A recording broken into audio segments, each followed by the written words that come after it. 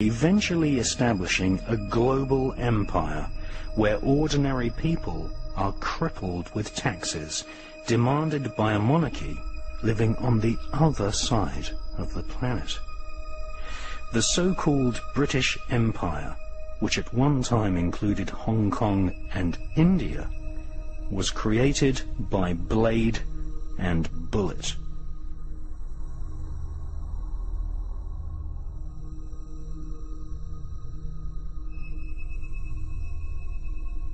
The so-called royal family which triumphed is basically German.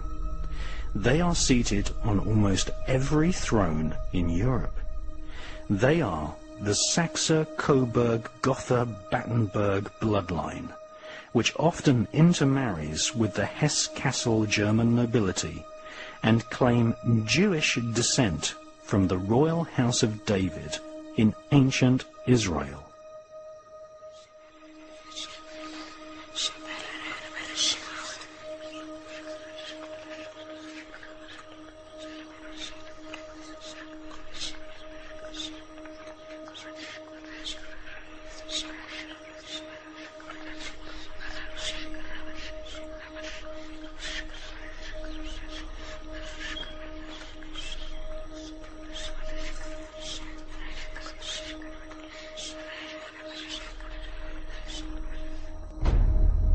They raise their children without love or compassion, breeding each successive generation to be at the head of a military establishment who keep an angered peace by use of fear, surveillance, and war.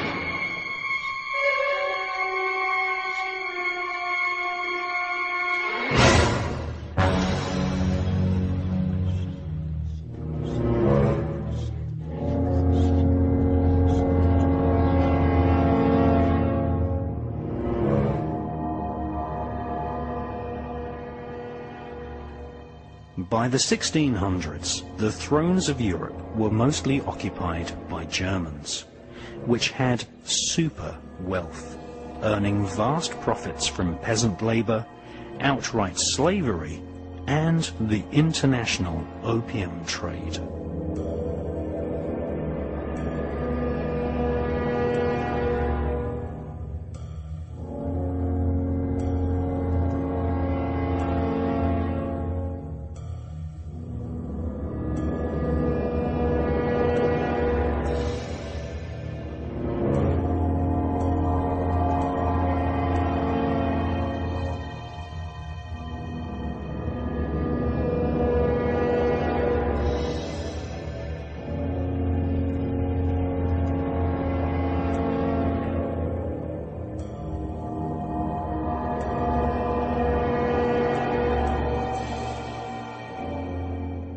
This Germanic family, known as the Saxe-Coburg-Gothas, the Schleswig-Holsteins, the Habsburgs, Romanovs, and House of Kassel-Hesse, shared the same tiny genetic bloodline. This can clearly be seen in a photograph of the British King George V standing beside Tsar Nicholas of Russia. Queen Victoria is considered the most British of all queens. Her husband was German, and she wrote letters of state in German, contrary to what the royal spin doctors have written in the school history books. Queen Victoria was not popular.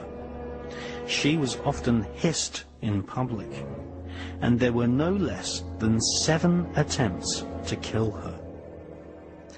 Keeping the populace ignorant, using adults and children alike as virtual slaves in workhouses, providing no adequate protection against hypothermia, working every man and woman to exhaustion, and imposing a crippling poll tax was the modus operandi of Queen Victoria and all her relatives sitting on the thrones across Europe. So-called Victorian values allowed children to be used as slave labour. Inhumane slums and widespread poverty was common across the whole of Europe right up until the 1970s. Even now, in the 21st century, large numbers of British people live in concrete boxes without adequate education, and therefore unable to find a profession to lift themselves out of poverty. There are as many homeless people in Europe today as there were 50 years ago.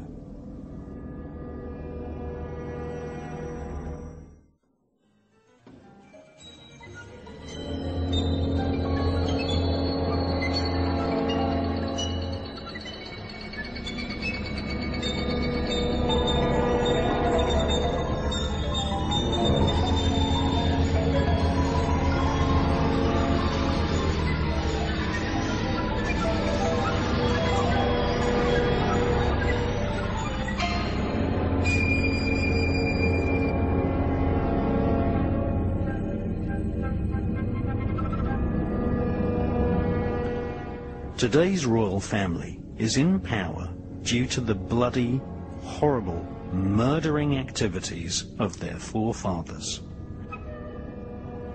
By the second half of the 16th century, the major bloodlines which sit on the thrones of Britain and Europe today were already established.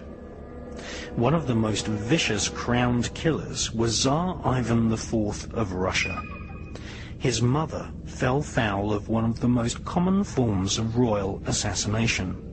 She died of poisoning when Tsar Ivan was just 8 years old.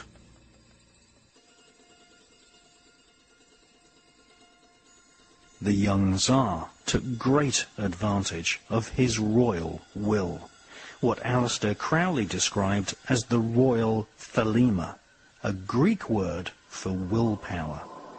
All monarchs can exert their will and decree any act, even murder and rape, and act above the law.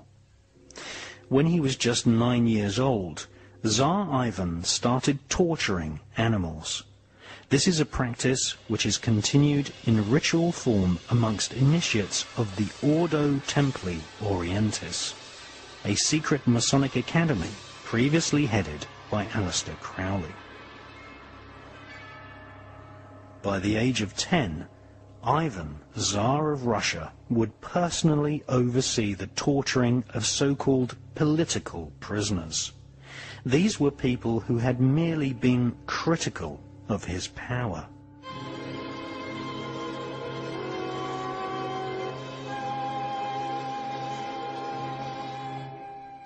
He committed his first rape at the age of 11.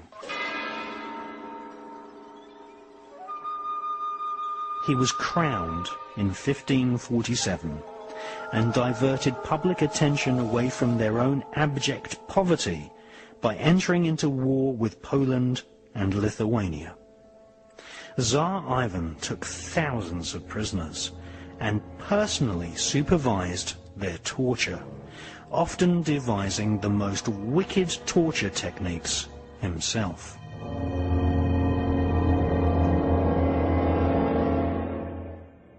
Tsar Ivan positively relished the screams of people as they had their eyes torn out. Women and even children were disemboweled, mauled by wild bears for his amusement, and people had parts of their bodies cut off and fed to his dogs whilst they roasted alive on a spit. Ivan also threw children into freezing lakes and rivers, and by 1569 he had extended his royal fortunes and property with 60,000 people having been brutally murdered, many by his own hands.